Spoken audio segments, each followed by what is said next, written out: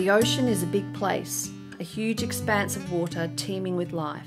For large ocean predators like sharks, on the lookout for the next meal, this watery wonderland can surely provide plenty of food to go around. But along the urbanised coast of southeast Queensland, the ocean has changed. With fishing, tourism, development and transportation booming, it has become a tough place for these secretive hunters. This is the story of the scalloped hammerhead shark.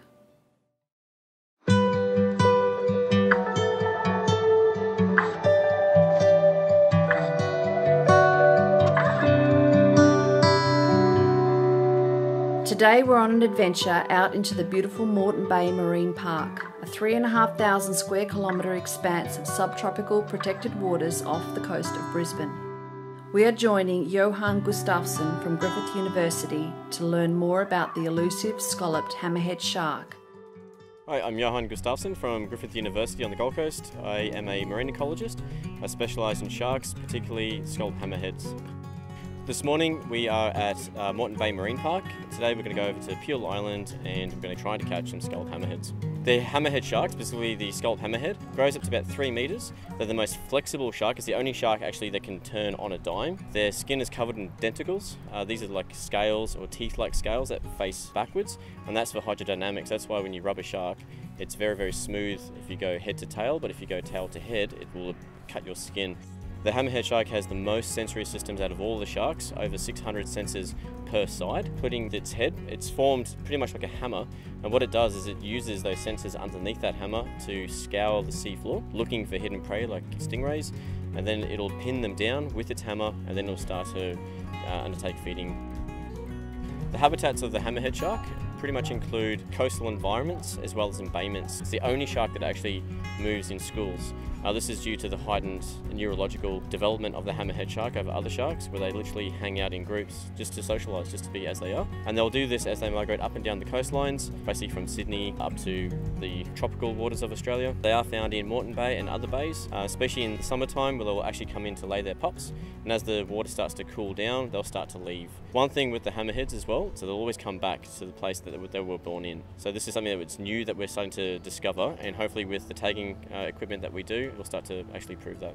So the hammerhead shark in Australia has been listed as an endangered species, actually globally. Same with the great hammerhead, and in New South Wales of Australia, it's actually protected species, but not so much in Queensland. So this is something that we're also trying to rectify. For a few reasons, they are the most advanced shark, but they're also the most sensitive shark. So they tend to die from exhaustion. So when they're caught, they need to swim or move forward in order to breathe. When they become stressed or they become hunted or stopped, they really overreact in a way that they hit exhaustion quite fast. Plus the shape of their head, they get caught in nets really, really often.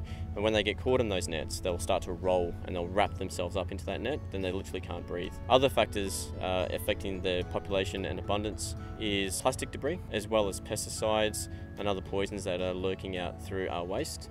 So my research is involved by tagging hammerhead sharks with GPS transmitters. So we don't really know much about hammerhead sharks in Australia. So what we're going to try and do is tag multiple adult sharks to literally follow where they go throughout the 1 yearly cycle.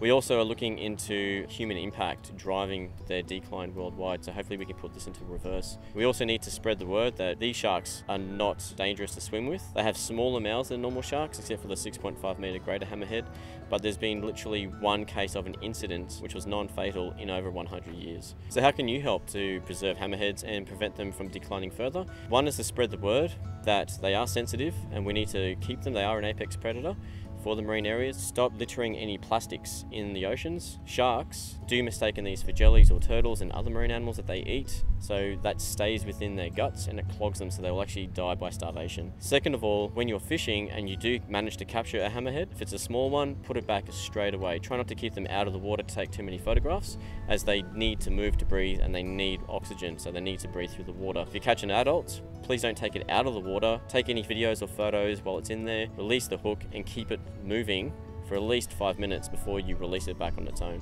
With this sort of practices in mind, we might be able to preserve them in recreational fishing.